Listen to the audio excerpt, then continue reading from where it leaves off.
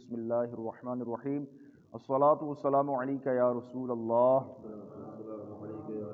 وعلی آلک واصحابک یا حبیب اللہ۔ آج انشاءاللہ ہم اللہ تبارک و تعالی جل جلالہ کے فضل و کرم سے سورہ توبہ کی آیت نمبر 19، 20 اور 21 کا ترجمہ و تفسیر پڑھنے سننے کی سعادت حاصل کریں گے۔ اعوذ باللہ من الشیطان الرجیم، بسم اللہ الرحمن الرحیم۔ اجعلتم سقایۃ الحاج وعمارۃ المسجد الحرام کمن آمن باللہ واليوم الآخر وجاهد في سبيل الله لا يستوون عند الله والله لا يهدي القوم الظالمين۔ ترجمہ کنز العرفان۔ تو کیا تم نے حاجیوں کو پانی پلانے والوں کو اور مسجد حرام کی خدمت کرنے والوں کو اس شخص کے برابر ٹھہرا لیا جو اللہ اور قیامت پر ایمان لایا، اس نے اللہ کی راہ میں جہاد کیا، یہ اللہ کے نزدیک برابر نہیں ہیں اور اللہ ظالموں کو ہدایت نہیں دیتا۔ سقایۃ الحاج اور حاجیوں کو پانی پلانے والا، اس آیت سے مراد یہ ہے کہ کفار کو مومنین سے کچھ نسبت نہیں، نہ ان کے اعمال کو ان کے اعمال سے کوئی نسبت ہے، کیونکہ کافر کے تمام اعمال رائے گاہ ہیں، خواہ وہ حاجیوں کے لیے سبیل لگائیں یا مسجد حرام کی خدمت کریں۔ ان کے اعمال کو مومنین کے اعمال کے برابر قرار دینا ظلم ہے کہ کافر کا کوئی بھی عمل اللہ تبارک و تعالیٰ کی بارگاہ میں قبول نہیں ہے۔ اس آیت کریمہ کا شان نزول یہ ہے کہ روز بدر جب حضرت عباس رضی اللہ تعالیٰ عنہ گرفتار ہو کر آئے تو انہوں نے صحابہ کرام سے کہا کہ تم کو اسلام، ہجرت و جہاد میں سبقت حاصل ہے، ہم کو بھی مسجد حرام کی خدمت اور حاجیوں کے لیے سبیل لگانے کا شرف حاصل ہے۔ اس پر یہ آیت کریمہ نازل ہوئی اور آگاہ کیا گیا کہ جو عمل ایمان کے ساتھ نہ ہو وہ اللہ تبارک و تعالیٰ کی بارگاہ میں قابل قبول نہیں ہے۔ الذين آمنوا وهاجروا وجاهدوا في سبيل الله بأموالهم وأنفسهم أعظم درجة عند الله وأولئك هم الفائزون۔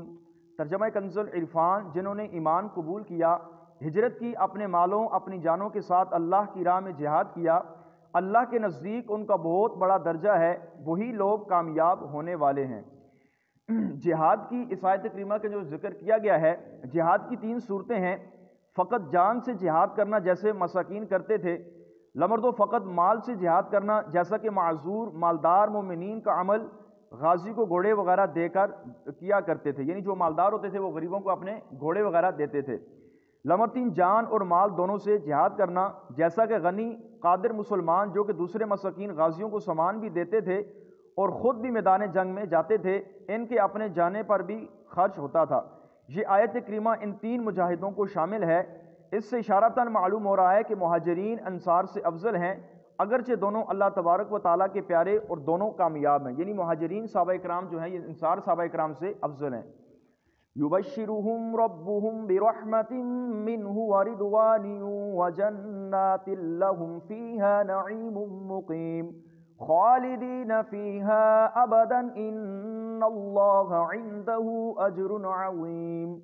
ترجمہ کنز العرفان۔ ان کا رب انہیں اپنی رحمت، خوشنودی اور باغوں کی بشارت دیتا ہے، ان کے لیے ان باغوں میں دائمی نعمتیں ہیں، وہ ہمیشہ ہمیشہ ان حاجتوں میں رہیں گے، بے شک اللہ کے پاس بہت بڑا اجر ہے۔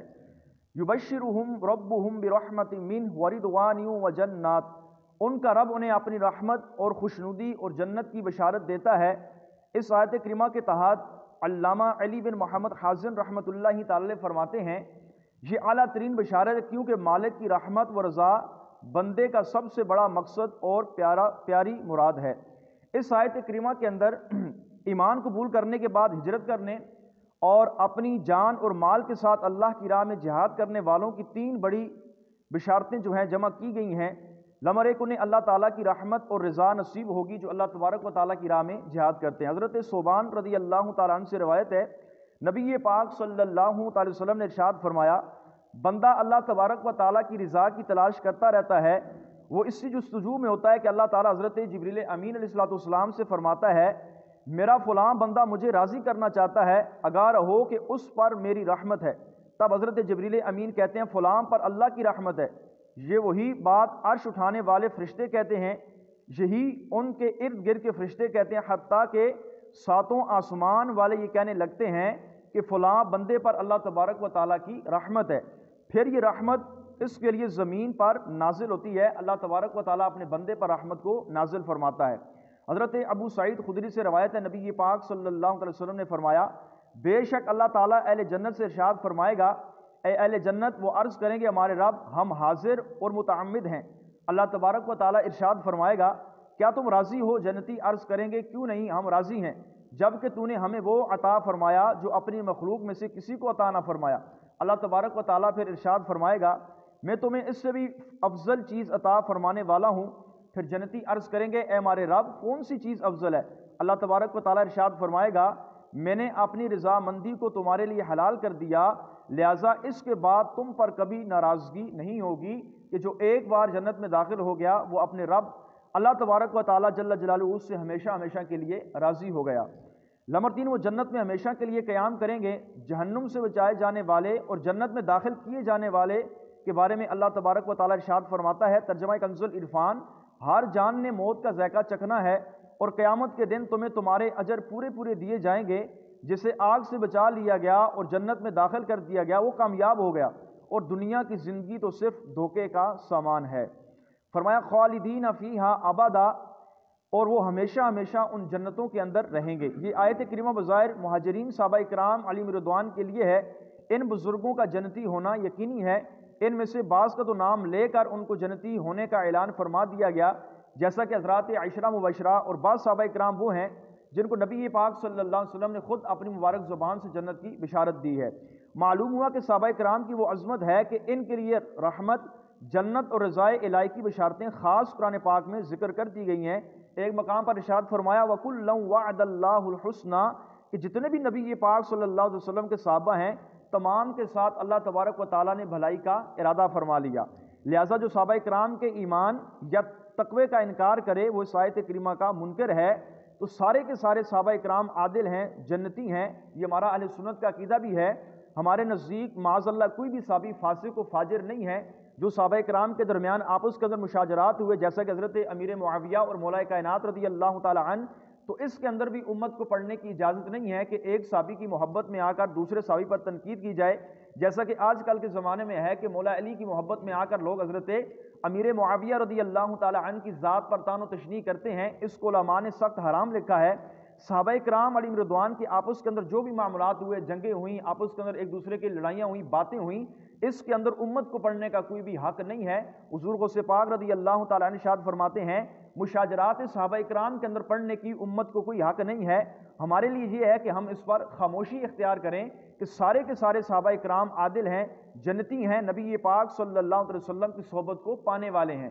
ہم نے شریعت صحابہ کرام سے سیکھی ہے، اور یہ صحابہ کرام وہ مبارک ہستیاں ہیں جنہوں نے شریعت نبی پاک صلی اللہ علیہ وسلم سے سیکھی ہے اور سرکار دو عالم صلی اللہ علیہ وسلم کی مبارک زبان سے باتوں کو سنا ہے۔